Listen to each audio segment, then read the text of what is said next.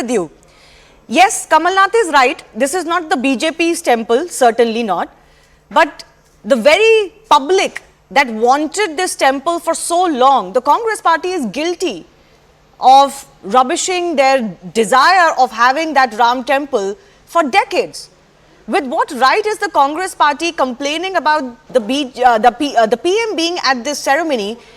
Are they wanting to be at the ceremony too? Do they think they also should be invited? What is the problem here? Well, Shivani, a very good evening to you, to your audience, and to my co-panelists on the show. Let me begin by saying, it's a welcome move. We all welcome this consecration of the Ram temple, Ram Mandir at the Ayodhya, and the invitation that has gone to Prime Minister Modi. There is nothing wrong in it, absolutely nothing wrong. But having said that, trying to corner the Congress party on the lines of Ram Mandir is uncalled for. I also want to at this point in time also. No, why is it uncalled for? It's recorded history. The Congress party has never been in support of the Ram temple. See, Shivani, we all understand it's about the faith, beliefs, and emotions of the people of India that's connected to the Ram Mandir and the Ram temple at the Ayodhya. So it's a welcome move that the temple is going to be open for the public for the prayers. And I'm sure that the Congress leaders and the India Alliance leaders also should keep in mind before making any statement which is giving ammunition to the Bharatiya Janata Party. No, I'm not talking about ammunition to the Bharatiya Janata Party. I'm not concerned with that at all. I'm not concerned with what gives ammunition to the BJP. I am saying, anybody who's 30, 40 years old in India is aware of who wanted a Ram temple and who actively worked against it, or who shied away from actually recognizing the need of a Ram temple in Ayodhya. You can't fool the public on this. You never were for it. So I am not quite understanding the statements coming in, particularly from the Congress party today, where Salman Khurshid says that God doesn't belong to one party, this temple doesn't belong to one party. That may be correct, but that one party whose Prime Minister is in power today is the only party, maybe barring the Shiv Sena, erstwhile Shiv Sena, that consistently fought for this Ram temple.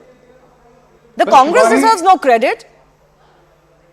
Shivani, it goes without saying that the Bharatiya Janata Party, be it the Bajrang Dal, the Vishnu Hindu Parishad, or the Shiv Sena at that point in time, were all for the Ram Mandir. So it goes without saying, the public are aware of it. So it doesn't need to be elaborated at this point in time.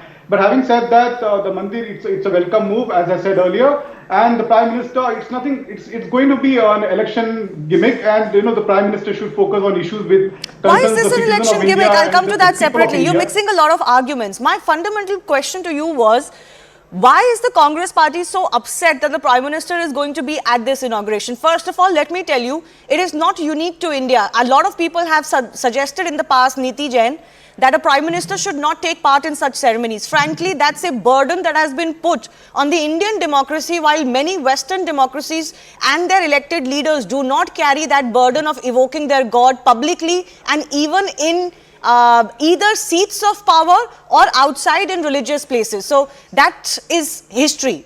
I don't think anybody buys that in India anymore. But if that doesn't work, today they're like, oh, this belongs to every party. Oh, this is the public's temple. Sure. But what did you do for this temple? Should they not be reminded of that? I lost you in between for a bit, but from what I have understood, I think it is not just the places of religious sentiments that the Prime Minister's presence is opposed.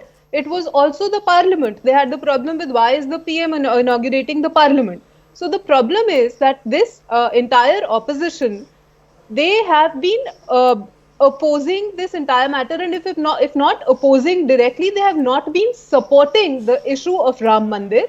The Prime Minister is the head of the state. This is a matter of national pride, and the opposition would have a problem with some element of it. I am not surprised that they're going to bring in election issue. They are going to bring in why the PM is being there. The point being that the BJP and the other organizations, we have stood for this Ram Mandir for a very long time, and if the PM is being invited, sir, you would have an even more problem that 5 lakh villages, every household in 5 lakh villages is going to be sent an invitation. They are going to be invited for this mandir because for a very long time people have struggled. people have lost their lives for this cause, for this matter of our faith and integrity. And this is what you have a problem with, not now. Because right now, no matter what question you're being asked, it is very difficult for you to defend everything that you've done in the past. Not only the Ram Mandir, you questioned the existence of Lord Ram himself. Yes, So and today to George come out Kurian and is being say- kind enough, and I appreciate that, to welcome the consecration it's not of being kind, the. it's Once being again, in he's being. No, contradiction. let's just acknowledge that he's not the Congress party, but he's of course accepting that this is a good thing, that this consecration is going to happen. The Ram temple's doors are going to be open for the general public in months to come. But I don't think that kind of unequivocal welcoming, rejoicing has ever happened from the Congress party. So I'm not understanding why are they begrudging the fact that the PM is going for it. They've never wanted to do anything with the Ram temple. Well, Shivani, let us also understand at this point in time that the RSS is the one which is giving the directions of when the inauguration is going to take place and happen. Come on, This is also, George Kurian, all to I do expect with a better. the 2024 No, George Kurian, I Lok expect Sabha a better elections response and the on assembly matters like this. elections that are due in the This is state of exactly Madhya my Pradesh, point. Rajasthan, Chhattisgarh. Blame the We all elections, understand blame the it's a Hindi BJP, belt. blame the It is RSS. going to- None of that answers my question. Why are Congress leaders acting like they played a part in the reality, in a Ram temple becoming a reality? They did not. You should at least they should at least have the graciousness to say, okay, this is a moment for others to rejoice. We never really stood for it, or at least openly we couldn't do it because of our politics. Now let others have their moment. That's called grace. That's all the point that I'm making. But let Niti finish her point, then I'll go across to our Shiv Sena guests as well. So, like I was saying, the Congress party in its entire history has opposed the entire matter. And now if they come out and say this is about the elections, let me again say that elections go on in our country every 2 months. When we say one nation, one election kar lo, usme bhi problem hoti hai. Election se pehle kaam kar lo, usme bhi problem hoti hai. What do you want us to do? Not work just because there is an election every 2 months in this country?